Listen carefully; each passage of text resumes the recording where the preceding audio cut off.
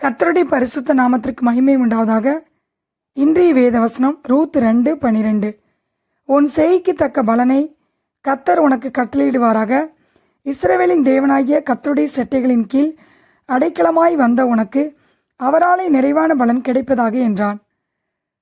Ruth 2:11 வாசிக்கிறோம்.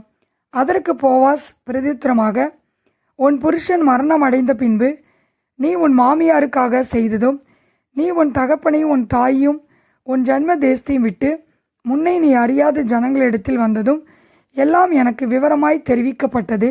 உன் செய்கைக்கு தக்க பலனை கர்த்தர் உனக்கு கட்டளையிடுவாராக. இஸ்ரவேலின் தேவனாகிய கர்த்தருடைய செட்டைகளின் கீழ் அடைக்கலமாய் வந்த உனக்கு அவராலே நிறைவான பலன் கிடைப்பதாக என்று ரூத்துவிடம் போவாஸ் சொல்கிறதை பார்க்கிறோம். ரூத் மோவாப் தேசத்து பெண். மோவாப் தேவனுக்கு அருவருப்பான சந்ததி, விலக்கப்பட்ட சந்ததி. 10 தலைமுறையிலும் என்றைக்கும் அவர்கள் கர்த்தருடைய சபைக்கு உட்படலாகாது என்று உபாகமம் 23:3 வாசிக்கிறோம். இப்படிப்பட்ட சந்ததியிலே ரூத் ஜீவனுள்ள தேவனை பற்றி கொண்டு தேவனுடைய திட்டத்திற்கு தன்னை அர்ப்பணித்தாள்.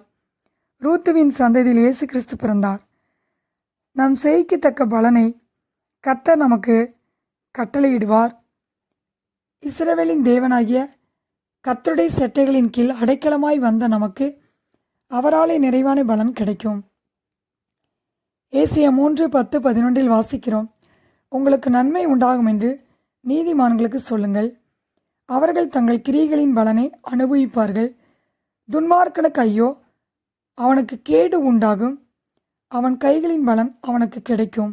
ஆம் பிரியமானவர்களே, நாம் நீதிமானாயிருந்து நீதியான செயல்களை செய்யும்போது நன்மை நமக்கு பலனாக வருகிறது, துன்மார்க்கனுக்கோ கேடு பலனாக வருகிறது. நம்முடைய செய்யத்தக்க பலனை அவர் நிறைவாக நமக்கு கொடுப்பார். நம்முடைய செய்கைகளை கர்த்தர் பார்க்கிறார். கர்த்தர் வானத்திலிருந்து நோக்கி பார்த்து எல்லா மனபுத்திரரையும் காண்கிறார். தாம் வாசமாயிருக்கிற ஸ்தானத்திலிருந்து பூமியின் குடிகள் எல்லார் மேலும் கண்ணோக்கமாயிருக்கிறார். அவருடைய இருதயங்களை எல்லாம் அவர் உருவாக்கி அவர்கள் செய்கைகளை எல்லாம் கவனித்திருக்கிறார் என்று சங்கீதம் 33:13-14-15 வாசிக்கிறோம். நம்முடைய செய்கைகள் தேவனுக்கு உண்மையாக இருக்கும்போது அதற்குரிய பலனை நாம் பெற்றுக்கொள்கிறோம். ரோமர் 2:6 வாசிக்கிறோம். தேவன் அவனவனுடைய கிரியைகளுக்கு தக்கதாய் அவனவனுக்கு பலனை அளிப்பார் என்று. நம்முடைய கிரியைகளுக்கு தக்கதாய் தேவன் நமக்கு பலனை அளிக்கிறவராய் இருக்கிறார். ஒபதியா 15 வாசிக்கிறோம். நாம் செய்தபடியே நமக்கு செய்யப்படும், நாம் செய்கையின் பலன் நம் தலையின் மேல் திரும்பும் என்று. ஆம் பிரியமானவர்களே, நம்முடைய செயல்களின்படியே நமக்கு பலனை கொடுக்க அவருடைய கண்கள் நம்மேல் நோக்கமாயிருக்கின்றன. நம் பிரயாசத்தின் பலனை அவர் நமக்கு கொடுப்பார். அவருடைய கற்பனைக்கு நாம் பயப்படும்போது பலனை பெற்றுக்கொள்கிறோம். ரூத் 1:16-17 வாசிக்கிறோம்.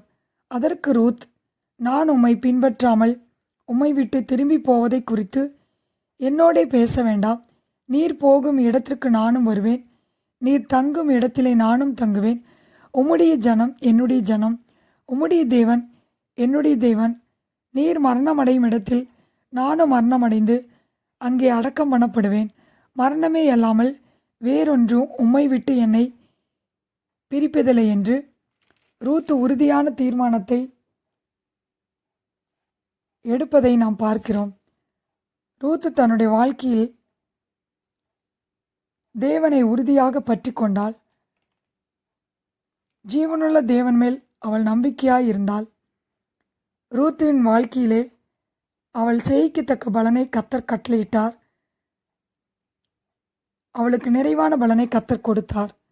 ஆம் பிரியமானவர்களே, நம்முடைய வாழ்க்கையில் நெருக்கமான சூழ்நிலைகளில் நாம் தேவனை விட்டு பிரியாமல் இருக்க வேண்டும். நம்முடைய வாழ்க்கையில் வருத்தங்களும் சஞ்சங்களும் வரும்போது நாம் தேவனை முறுமுறுக்காமல் நாம் அவரை உறுதியாய் பற்றி கொண்டிருக்கும்போது நம்முடைய செய்யத்தக்க பலனை கர்த்தர் நமக்கு நிறைவாக கொடுக்கிறவராய் இருக்கிறார். ஆம் பிரியமானவர்களே, ரூத் 2:12 வாசிக்கிறோம். உன் செய்யத்தக்க பலனை கத்தர் உனக்கு கட்டளையிடுவாராக.